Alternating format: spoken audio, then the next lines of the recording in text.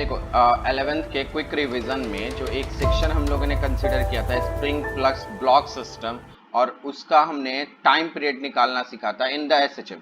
आज हम देखेंगे स्प्रिंग प्लस रोलिंग बॉडी। ठीक है, ये भी हम सिंपल हार्मोनिक मोशंस में इसको बहुत डिटेल में आप लोग सॉल्व करते हो, और आज मैं इसको बहुत सिंपल तरीके से सॉल्व करूंगा। ठीक है, मतलब जैसा मैंने लास्ट लेक्चर्स में कुछ क्वेश्चंस छोड़ रखे थे, ठीक है, कि नेक्स्ट हम इस क्वेश्चन को डिस्कस करेंगे, तो मैं थोड़ा सा वो क्वेश्चन फॉर्मेशन में वापस आता हूं। देखो मेरी बात को समझना, क्वेश्चन क्या है इस टर्म्स को देखो। हमारे पास क्वेश्चन क्या है ये देखना।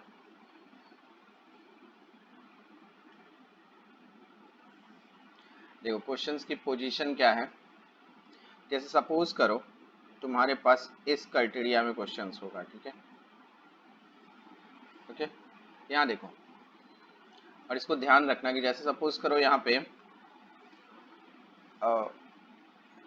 हाँ, यहाँ इसके साथ एक स्प्रिंग लगा हुआ है इस तरह से, ऐसा एक स्प्रिंग कनेक्टेड है। ठीक है, अब इस स्प्रिंग के साथ क्या हो रहा है, यहाँ पे एक रोलिंग बॉडी है ऐसा। ठीक है, ये एक रोलिंग बॉडी है, इसको समझो ये रोलिंग बॉडी का ये सेंटर है, और ये सेंटर से ऐसे अटैच है। ठीक है, और इसका हमारे पास कांस्टेंट है के। ठीक है, ये ऐसा दिया हुआ है। ओके, और इज इट क्लियर, कहीं दिक्कत नहीं, इसकी वैल्यू क्या दी हुई है के। ठीक है, और मैं ऐसे बता दूं तुमको, इस रोलिंग बॉडी का जो रेडियस है, ठीक है, इस रोलिंग बॉडी का जो रेडियस है वो आपको गिवन है आर। ठीक है, अब ये रोल करेगा तो इसका टाइम पीरियड क्या होगा ये हमें फाइंड आउट करना है। Is it clear? तो देखो, इसको बेसिकली आप टॉर्क मेथड यूज करोगे या फिर एनर्जी मेथड यूज करोगे, इसको सॉल्व करोगे।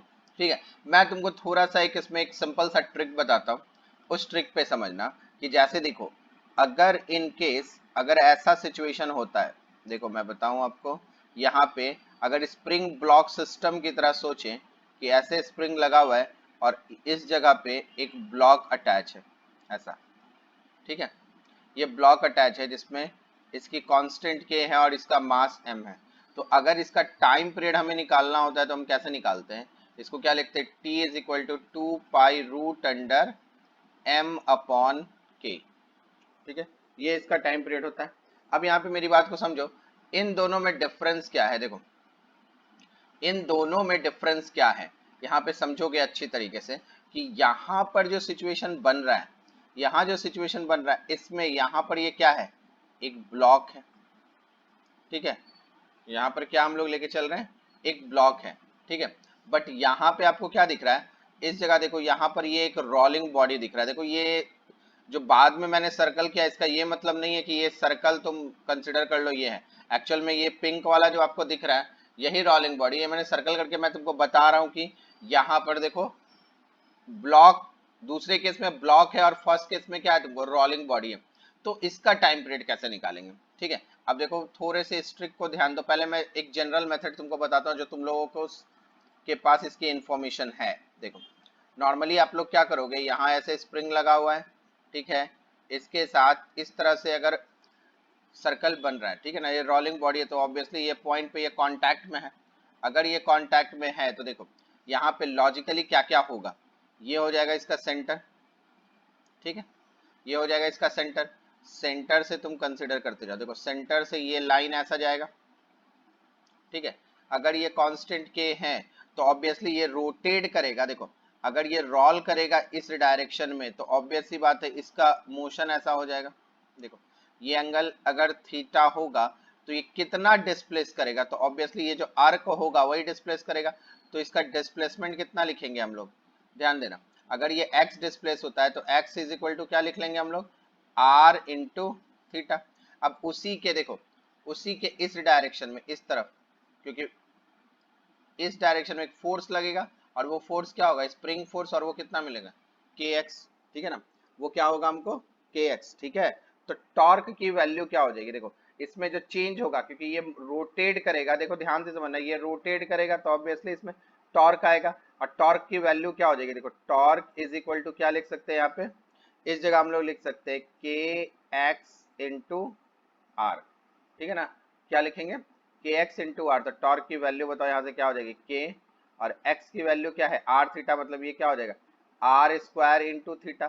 तो टॉर्क को क्या लिखोगे, I P into alpha is equal to, क्योंकि ये पी पॉइंट के अबाउट हम ले रहे हैं टॉर्क, ठीक है ना। तो इस पे तो के आर स्क्वायर इंटू थीटा, के आर स्क्वायर इंटू थीटा, चलो यहीं पे करता हूं मैं, ठीक है, आपको ध्यान रहेगा। तो what is the value of alpha, alpha is equal to क्या हो जाएगा, K R square upon I P into theta, ठीक है। तो यहाँ ध्यान से देखो, इस जगह टॉर्क कहाँ लगेगा, देखो ये के है और यहाँ पे तुम एक्स है, तो ये क्या करें हम, एक्स इंटू आर करेंगे, ठीक है ना। तो दोनों का अगर वेक्टर कंडीशन लेंगे तो अल्फा इधर है तो थीटा क्या होगा, उसके अपोजिट डिस्प्लेसमेंट, और यही क्या हो जाएगा तुम्हारा कंडीशन ऑफ एसएचएम। और कंडीशन ऑफ एसएचएम में क्या लिखोगे, alpha is equal to, formula क्या लिखते हैं, minus omega square into theta. तो what is the value of omega square, omega square की वैल्यू तुमको क्या मिल रही है यहाँ से देखो, तो यहाँ से तुमको क्लियर है कि ओमेगा स्क्वायर की वैल्यू है तुम्हारे पास K R square upon I P, ठीक है ना। और आई पी मतलब इस पॉइंट के अबाउट मोमेंट ऑफ इनर्शिया क्या लिखते हो तुम लोग, I P is equal to I C plus, अगर उसका मास m है तो एम आर स्क्वायर, ये हो जाएगा ना। तो दैट मीन्स यहाँ से हम कंसीडर कर सकते हैं। आ रही है आपको बात समझ में, मतलब अगर मैं यहाँ से देखो, यहाँ से ओमेगा लिखूं, एकदम ध्यान देना मेरी बात, ओमेगा लिखूं तो मैं क्या लिख सकता हूँ, देखो रूट अंडर के, ठीक है, आर स्क्वायर अपॉन, देखो आईपी है, आईपी की वैल्यू क्या लिख लेंगे हम लोग, I C plus M R square. तो बेटा इतना लंबा हमें करने की जरूरत नहीं पड़नी चाहिए, क्योंकि और थोड़ा सा अगर इसमें मैनिपुलेट करो तो आर स्क्वायर कॉमन ले लो, तो नॉर्मली तुम ऐसे लिख सकते हो के अपॉन, सॉरी यहाँ पे अगर हम कंडीशन लें तो देखो ओमेगा की वैल्यू हम लोग क्या लिख सकते हैं, देखो रूट अंडर, ठीक है, K upon I C by R square plus M, ये ओमेगा हो जाएगा ना। तो देखो अब यहाँ समझना मेरी बात को, मैं कहना क्या चाह रहा हूँ था, देखो मतलब ये जो टाइम पीरियड आ रहा है वो टाइम पीरियड कितना आया मेरे पास, 2 पाई रूट अंडर, ठीक है, देखो क्या वैल्यू निकाला हमने, के अपॉन आई सी, देखो ओमेगा, तो यहाँ टाइम पीरियड निकालेंगे तो क्या हो जाएगा m बाई के, क्योंकि t is equal to 2 pi by होता है। तो यहाँ पर क्या लिखोगे आप, I C by R square plus M upon k, ये टाइम पीरियड हो जाएगा। तो देखो अब ध्यान से समझना, अब तुमको बहुत इजी समझ में आएगा कि इसके केस में यहाँ पे ये वाला केस और यहाँ पे ये वाले केस में डिफरेंस क्या है। देखो यहाँ पे I C by R square plus M लिख रहे हैं और यहाँ पे क्या लिखा है, देखो यहाँ पे मैं दूसरा मार्कर यूज कर देता हूँ, देखो यहाँ पे हमने क्या लिखा है, I C by R square upon M plus M, I C का मतलब मोमेंट ऑफ इनर्शिया सेंटर से, और यहाँ पे क्या लिखा हमने m। तो अगर m को इंस्टीड करके हम ये लिख लेते हैं तो हम रोलिंग बॉडी का निकाल सकते हैं टाइम पीरियड, कहीं दिक्कत नहीं इसमें। आ रही है आपको बात समझ में, अब यहाँ ध्यान से समझो, अगर ये कंडीशन तुमको अच्छे से समझ में आई है तो यहाँ पे समझना मेरे पास कि अगर क्वेश्चन सपोज करो ऐसा दिया हुआ है, देखो अगर क्वेश्चन ऐसा दिया हुआ है कि यहाँ पे एक स्प्रिंग इस तरह से लगा हुआ है, ठीक है, इस जगह एक रोलिंग बॉडी है, इज दैट क्लियर, ये सेंटर से ऐसे ज्वाइंट है और यहाँ दूसरा स्प्रिंग लगा हुआ है, ठीक है। इस कंडीशन में ध्यान से समझते चलना, इसका मान लो K1 है स्प्रिंग कांस्टेंट और इसका K2 है, इसका रेडियस R दिया हुआ है और इसका मास M है, तो इसका हमको टाइम पीरियड निकालना है, ठीक है। तो देखो इसको कैसे कंपैरिजन करोगे, क्योंकि जो एकदम थिंकिंग से जो सम्स निकल सकता है उसके लिए हम कभी भी कैलकुलेशन पे नहीं जाएंगे। आपको पता होगा मैंने एक कंडीशन लास्ट लेक्चर्स जो मैंने रिवीजन वाला लिया है उसमें ब्लॉक इस तरह से रख के मैंने सॉल्व किया था। अब पैरेलल कंडीशन आपको बताया था कि ये अगर K1 है ये अगर K2 है तो इसका टाइम पीरियड अपने क्या लिखते हैं, 2 pi root under m upon K1 plus K2, ये हो जाता है। तो एज इट इज केस देखो, अब यहाँ पे एज इट इज हम ये जो फर्स्ट वाला केस है इस पे भी टाइम पीरियड क्या लिखेंगे, देखना ध्यान से समझना, ये टाइम पीरियड क्या लिखेंगे, ये हो जाएगा 2 पाई, ठीक है। और जैसा हमने ऊपर m के लिए लिखा था तो एम के लिए हम क्या लिख रहे थे वहां से, आईसी, जैसे मान लो ये सिलेंडर है, स्फीयर है, कुछ भी है, उसका मोमेंट ऑफ इनर्शिया कहाँ, सेंटर के अबाउट, ये जो सेंटर है उसके अबाउट। अब प्लस क्या लिखेंगे हम लोग, इसका mass divide by R square upon direct क्या मारेंगे, k1 प्लस k2। ठीक है, हम कहीं चेक नहीं करेंगे इसका टॉर्क क्या होगा, क्योंकि आप वापस यहाँ जाओगे, ये इस तरफ जाएगा तो ये इधर टॉर्क लग रहा है तो इसका फोर्स कांस्टेंट, उसकी जरूरत ही नहीं है, हम डायरेक्ट आंसर लिख सकते हैं। Is that clear? अगर सिचुएशन ऐसा बनेगा तो हम ऐसा करेंगे। अब मेरी बात को समझना, अगर इन केस सपोज करो सिचुएशन ऐसा बनता है, देखो अगर इन केस सिचुएशन ऐसा है कि ये स्प्रिंग है, ठीक है, और ये मेरा रोलिंग बॉडी, ये हमारा रोलिंग बॉडी, और एक इसके ठीक अपर मोस्ट पॉइंट पर यहां पर एक स्प्रिंग लगा हुआ है, दैट इज k1 और दिस बिकम k2। अगर ऐसा है तो हम इसको कैसे सॉल्व करेंगे, तो मेरी बात को ध्यान देना यहाँ पे, ठीक है ना। कंडीशन वही बेटा, ये रेडियस है, ये r है और इसका मास m है, ठीक है। तो इसमें टाइम पीरियड क्या होगा ये मुझे निकालना है। तो देखो यहाँ पे टर्म्स को थोड़ा समझना, ठीक है। इस कंडीशन में क्या होता है कि जब ये रोलिंग बॉडी है, देखना एकदम ध्यान देना मेरे पास, ये जो रोलिंग बॉडी है, ठीक है, इस रोलिंग बॉडी का सेंटर यहाँ होता है। अगर सेंटर, देखो सेंटर की वेलोसिटी v है, तुमने ये चीज रोटेशनल मोशन में इसको बहुत अच्छे से किया होगा, ठीक है। मैं थोड़ा सा याद दिला रहा हूँ आपको, ठीक है ना, क्योंकि ये वाला टर्म्स अगर याद है तो इसमें कहीं दिक्कत नहीं है, ठीक है। कि देखो अगर इसका सेंटर का वेलोसिटी इधर v से जा रहा है, ठीक है, इसका मतलब ये क्या हो रहा है, इस डायरेक्शन में x डिस्प्लेस हो रहा है, सेंटर इसका x डिस्प्लेस हो रहा है, ठीक है ना। तो टॉप मोस्ट पॉइंट का रोलिंग कंडीशन में इधर वेलोसिटी कितनी मिल जाती है, 2v, मतलब ये डिस्प्लेस भी कितना होगा, 2x।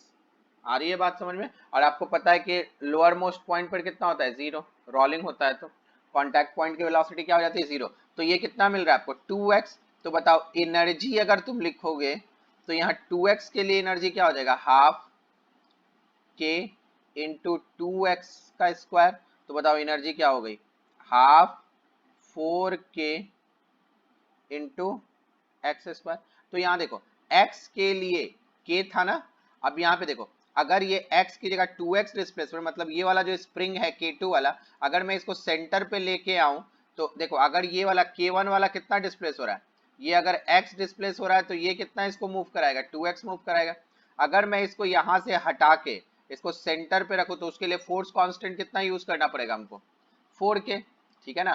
तो देखो अब यहाँ पे ये वाला जो सिचुएशन है, अगर इस सिचुएशन को मैंने ऐसे बना दिया, ध्यान से समझो, इस सिचुएशन को अगर मैंने ऐसे बना दिया, यहाँ पर ये है, ये मेरा रोलिंग बॉडी है, ठीक है, ये यहाँ सेंटर से मिल रहा है, ठीक है, गड़बड़ नहीं करना, और ये यहाँ से ऐसे जा रहा है।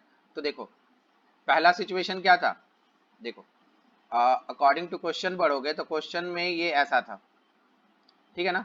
तो देखो ये k1 है और ये k2 है, सॉरी ये k2 है, तो इसको अगर 2x से हटाए, ठीक है ना, तो ये वाला स्प्रिंग क्या कर रहा हूँ मैं, यहाँ से हटा देता हूँ, यहाँ समझो, इस स्प्रिंग को मैं यहाँ से हटा के यहाँ पे लगा दिया। जब मैंने यहाँ पे लगाया तो ये x की जगह कितना x डिस्प्लेस हो रहा था, तो यहाँ ऊपर गया तो कितना हुआ, 2x, मतलब यहाँ पे स्प्रिंग कांस्टेंट कितना लिखना पड़ेगा, 4k, मतलब ये क्या हो जाएगा, 4k2। अब टाइम पीरियड इसका निकाल लो, क्योंकि इस तरह का टाइम पीरियड निकालना अभी जस्ट हमने लिखा है यहाँ पे, देखो ऊपर।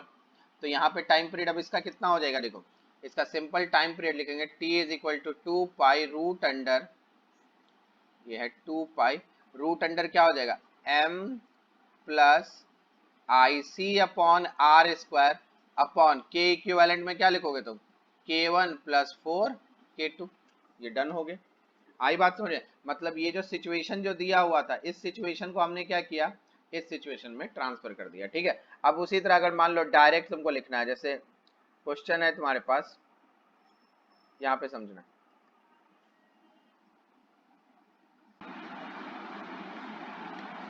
अब देखो अगर इसी को, ये जो सिचुएशन दिया हुआ इसमें अगर सपोज करो ऐसा सिचुएशन दिया है तुमको और तुमको इसको डायरेक्ट लिखना है, ठीक है ना, तो टॉर्क वर्क कुछ नहीं निकालना, ये ऐसे स्प्रिंग बना हुआ है, ठीक है, यहाँ पर एक रोलिंग बॉडी है, ठीक है, इसके टॉप मोस्ट पॉइंट पे इधर से जुड़ा हुआ है और इधर से एक टॉप मोस्ट पॉइंट पे एक स्प्रिंग यहाँ जुड़ा हुआ है, ये कांस्टेंट के है, ये भी के है।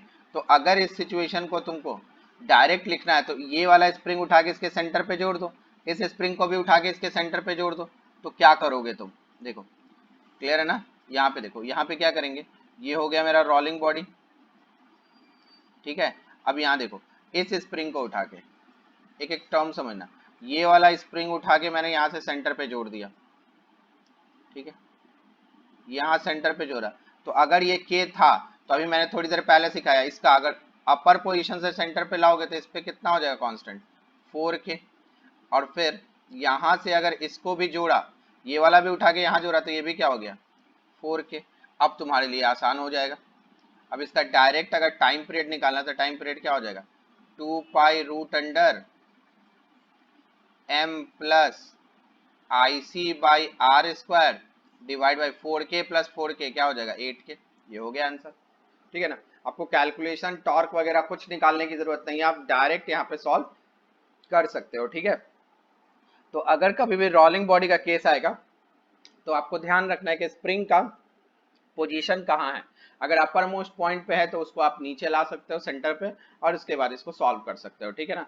तो ये भी हमेशा याद रखो कि ड्यू टू द एसएचएम के कंडीशन में हम लोग क्या देखते हैं कि बहुत स्मॉल डिस्प्लेसमेंट होता है, स्मॉल डिस्प्लेसमेंट होता है। और स्मॉल डिस्प्लेसमेंट अगर हो रहा है, ठीक है ना, तो हमेशा ये जो दी हुई जो बॉडी है, ये हमेशा क्या होगा, रोलिंग कंडीशन में ही होगा, ठीक है। और दूसरे कंडीशन में हो ही नहीं सकता, दूसरा कंडीशन में हमें हमारे सिलेबस में ये है ही नहीं, ठीक है। तो आपको अब समझ में आ गया कि स्प्रिंग ब्लॉक सिस्टम हमने फर्स्ट फेज में लिखा था, सेकेंड फेज में हमने रोलिंग बॉडी का केस देख लिया, ठीक है। इस तरह से हम टाइम पीरियड निकालते हैं। अब इसके थर्ड फेज के लिए आप वेट करो, थर्ड फेज में भी हम आएंगे। और मेरे पास बहुत से बच्चों का ये है कि सर रोटेशन में प्रॉब्लम होता है, तो रोटेशनल में भी हम बात करेंगे, हम वहाँ पे कैसे मोमेंट ऑफ इनर्शिया निकालते हैं, या फिर जैसे मैंने बाउंसिंग बॉल का कॉन्सेप्ट डाला था, तो उसी तरह मैं आपको सेंटर ऑफ मास भी निकालना बताऊंगा, एकदम सिंपल ट्रिक्स है कि आप किसी भी तरह के बॉडी का सेंटर ऑफ मास या फिर उसका मोमेंट ऑफ इनर्शिया निकाल सकते हो।